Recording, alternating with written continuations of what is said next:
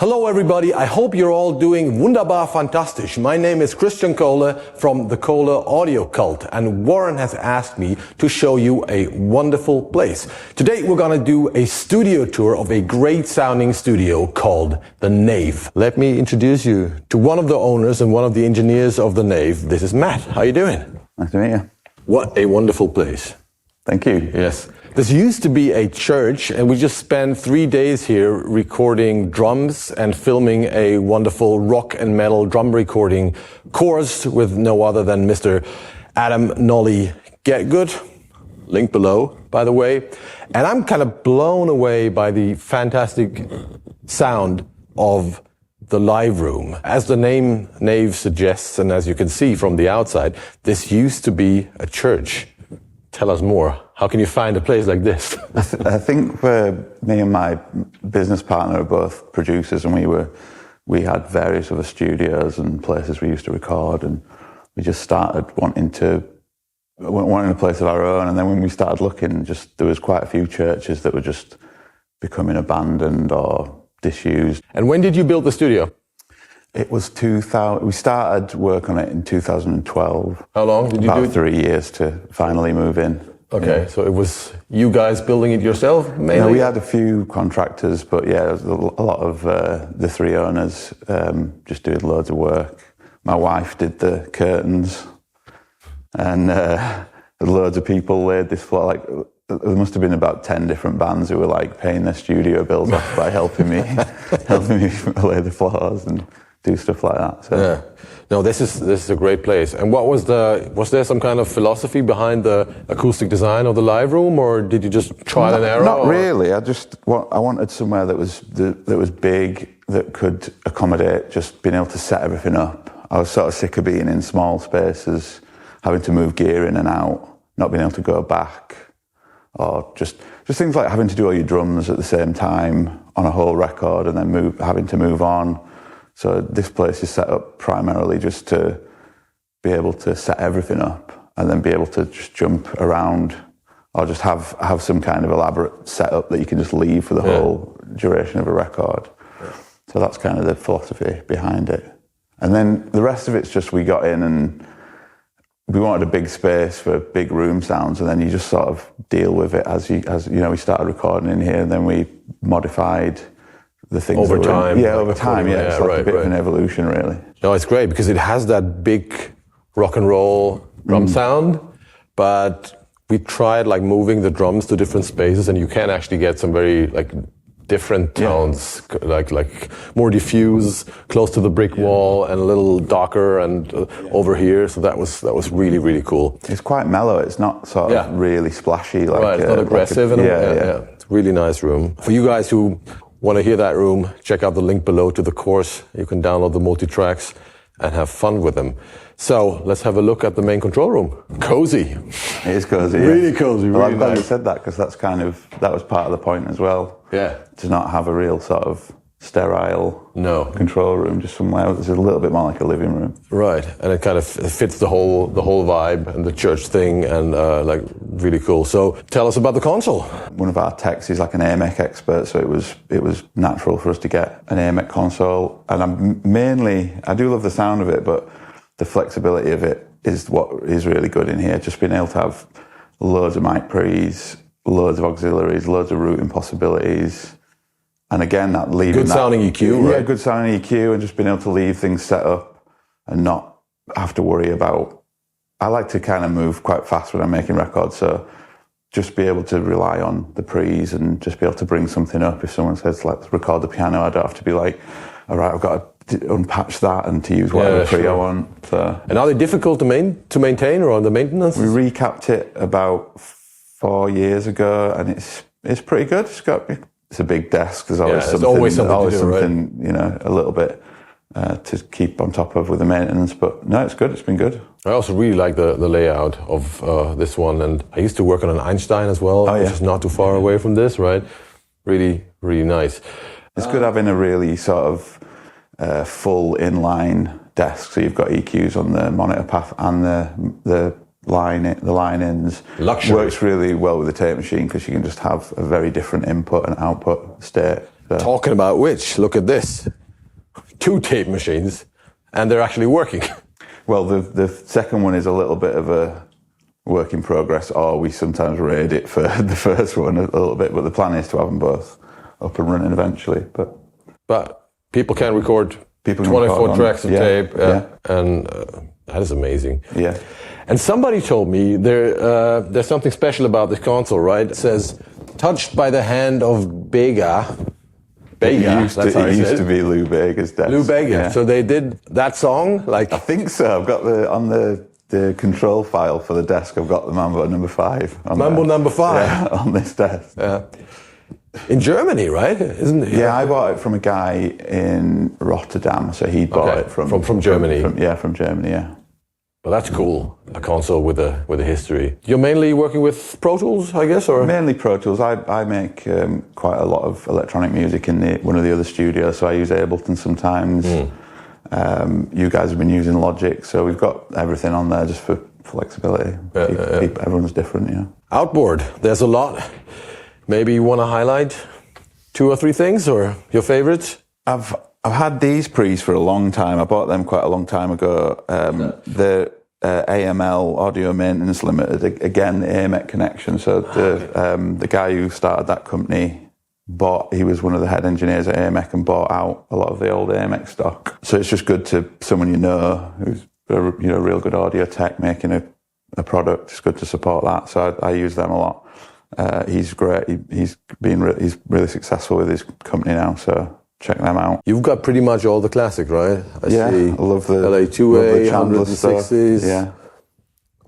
Chandler, Neves, Distressors, lots of sexy stuff. I'm a big fan of having a real big patch. There's so much patch bay in the studio, but I like people to be able to come in and say, I want to do that, and it's possible. Yeah. That's great. So everything's working. Everything's working. Everything's patchable quickly from any room. You can get anywhere. So what is this? That is an old Siemens. Siemens, right? Yeah, Siemens mic pre's. I should know that. That's some EQ. There's a lot of that kind of flying about from those really old broadcast kind of German broadcast stuff. Yeah. This is we were really lucky when we were building the place. One of my friend's dads was a project manager, and he was sort of ending his working career. Needed a job. Well, he just needed a chill job. Yeah, that's what I mean. That he could just do for a few years, and he got us to collapse all the pews that were in the church, strip all the wood, and he made all this out of it. So this used to be a pew. Wow. In fact, all the wood in this, all that used to be. Oh, that's cool. A church pew. Oh, that's cool. Wow. Whenever you see that tone of wood in this building, it used to be a pew. Isn't that cool? I like that. That's cool. I really like that. Yeah, it's good. He really just saved us so much money with keeping his the knowledge. Spirit. And what kind of music do people typically record here? So I suppose there's a lot of bands, rock bands, indie bands type stuff. I make a lot of post-punk as well as the electronic stuff. Yeah, and Andy, one of the other owners, makes a lot of rock music. So it's quite a wide spread. Let's move on to the other control room, maybe, or to the other studio. Hey, I'm Nolly, and over the next couple of days, I'm going to be working with Kristian to do a really comprehensive guide on how to record drums for rock and metal.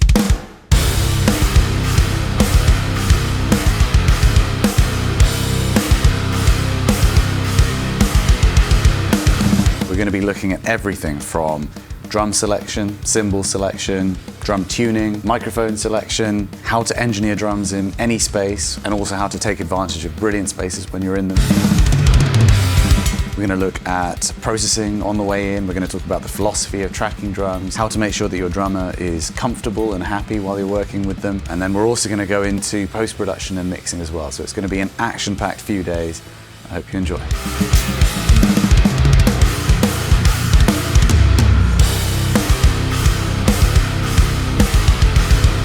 Wow, another beautiful console. Calrec, right? Calrec Q series. Is that British? It is, yeah. It's again from quite close to us, Hebden Bridge, if you know where that is. That's where Calrec is based. Okay, but maybe not an hour's drive away. Okay. Yeah, they did a lot of broadcast desks, all from the 70s onwards, all from Hebden. A lot of that period where the BBC was commissioning Nave and people to do things. Calrec were one of those companies.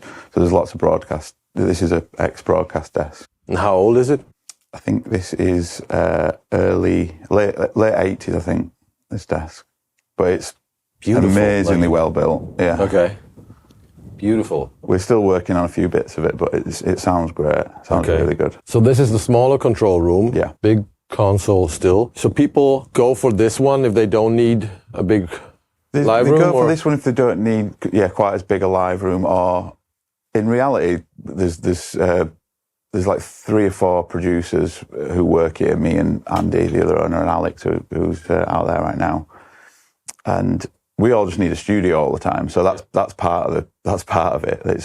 But it's nice having like a smaller version of Studio One, so you can go bone dry in there. The live room's pretty dry, and we'll go in there afterwards. But we've just put some booths in there recently, so it's still that same philosophy of trying to be able to leave things set up so you're not wasting time in the studio. So you can be creative and record everything. Yeah. So I always think that's the thing that ends up suffering.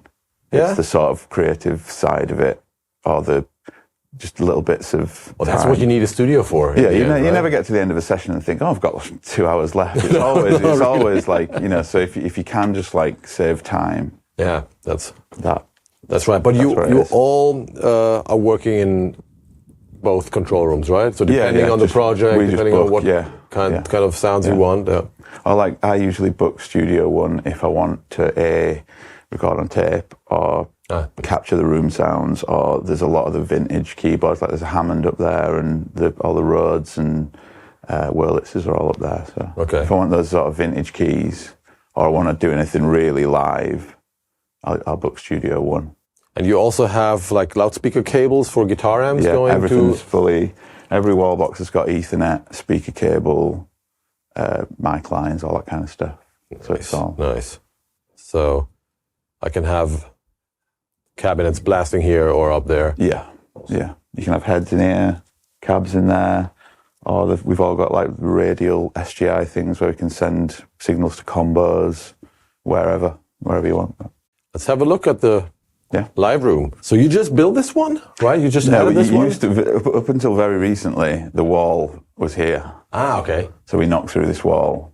So we got to add those 2 booths. To add the 2 booths, a bit of extra space, and because again, I was finding that I was like coming in to record drums, and it's like, right, let's do some guitars. So you got to get the drums out, and it just becomes a time thing. It's a slightly cheaper studio, so obviously, Nice. And is that a Brauner microphone? That's a Brauner, yeah. I haven't seen those. Used to be like the hippest mics. Yeah, in the early 2000s or something. I think they're great. I still really like them. I think that's a VM1, right? It's a VMA, so it's the one that does both the circuitries. Yeah, really good. I love that mic. I think they're not around anymore. I don't think the company are around anymore. I actually looked up the website like a few weeks ago, and it still says like, I think they had some problems finding some parts, and they say like, we're going to be back soon, and this is from 2008 or I don't know, like long ago. Yeah, it's a shame because I emailed them and I was like, give me all your spares. Give me some spares. Because I love that mic. I'd use it a lot. Talking about mics, you got a lot of very sexy mics up there. What are the highlights? We've got a U67, which is my favourite sort of vintage classic. An old one, like not the new one, but yeah. Although the new one's pretty good. I was at a studio in Brighton a couple of years ago that had one, and it's good. I also just tracked drums using the new one. Sounded great. Yeah, but I love that mic. I'm not a big fan of like 47s. Whenever I've used them, I've always sort of put them up and been like, I'm not sure why people like this as much, but. And you save some money by not liking them. You save some money by not liking them. Yeah. I'm a big fan of ribbon mics on a lot of things. We've got a lot of the standard stuff you would like the Bayer. The Bayer, the 106s. We've got some 260s, which are great as well, which look exactly the same, but they do sound very different. But they are figure of 8, right? And these are the supercardioid or something, or hypercardioid, yeah. So they're really good. They're useful in Studio One if you want to try and... Because you can get stuff dry in Studio One, but it's never going to be bone dry in the main room. So they're good if you want to just reduce that a little bit. Yeah. But then we've got Kohles and Royers as well. So the classics. Yeah, just all the good. But a lot of mics. I mean, U87s, 414s, old 414s, right? So there's a lot. Yeah, we keep adding, because we're just expanding the studios. So like now in here has got a bit more capacity, so we'll find that it's annoying that we don't have another one of those mics, so we'll have to try and get Let's one. get one. Let's get another one, you know. So let's get one into the man cave here. Yeah. And you got a nice drum collection as well. Yeah. This is the drum kit I bought from a band years ago, which I really love. It's a Ludwig Classic, and then there's the Brady upstairs, which is on sort of they semi-permanent loan. Full Brady kit. Yeah, it's really good. That was loaned to us so that by another musician, so we're very grateful for that. Yeah, and quite a few snares as well. Quite a few snares, yeah. Everything you need. I still sort of like bands to bring in their own stuff and present their sound, but it's nice to just be able to. Yeah, and we're all quite different producers, so that's why there's so much stuff. Yeah, especially these days. I mean, I come from the metal scene where I have the feeling that things get like more and more generic because people are using the same amp sims and stuff. So I encourage the bands I work with to bring their stuff. I don't have to use it, but just to get, to make them sound like they sound. Yeah. And not like everybody sounds. Yeah, for sure, yeah. Yeah. I don't do much rock stuff, but the last rock record I did, I was just all about that. Yeah. Let's just use some combos or just anything you wouldn't use. Yeah. Let's use that because then you'll just sound different to everybody. It has never been easier to sound good. Yeah. Yeah. So let's sound special. That's like my motto. Exactly. Yeah. No, but I got to tell you, I had so much fun these 3 days here. It was really, I felt like inspired. It was very nice people here. We should also mention this is a residential studio, so people can actually live here, or at least a few, right? Yeah, there's a living room and there's a living room out there, and we're just about to add a few more bedrooms as well, so there'll be more private spaces for people. Great. But yeah. I just found out there's another room. I didn't know that. Okay, so this is more for electronic music, I guess, right? So after we built this extension, we were just very much finding that people were moving the synths around a lot, and it's tough to keep them with all the corresponding CV boxes, so pretty much everything's got a different way of communicating with Pro Tools. So it was just nice to have a room where they were all together, they were all constantly synced up, ready to go at any time. And again, everything's working. Yeah, for sure. Including this. Including massive thingy here. So they're all just really different, like the 808 syncs up completely differently to the modular. The modular's kind of a standard CV thing. The Juno takes some old weird Roland standard that doesn't exist anymore, but we've got a little box bit behind there that just, Okay, well. The MS-20's a completely different voltage scale to the modular, so there's a Kenton thing that, takes care of that. Yeah. Wow. So I spend a lot of time in here making my own music with Josh, but people like this. It's quite a good mix room.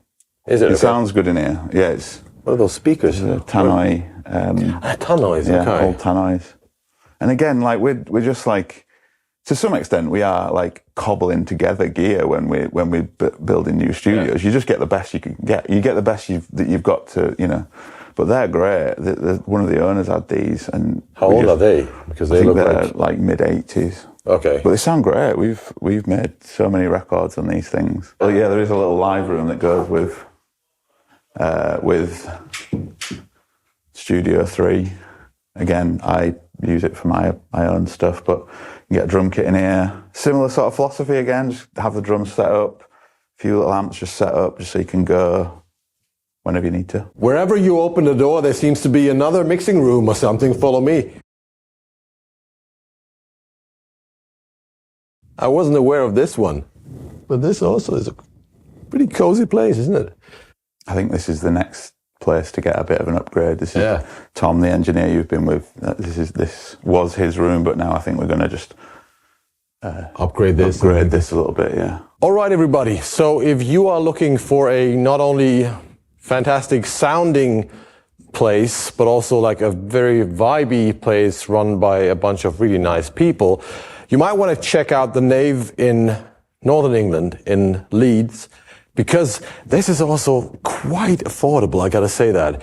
So this might be the right studio for your next project. The weather in Leeds in December makes you want to record more music. Okay?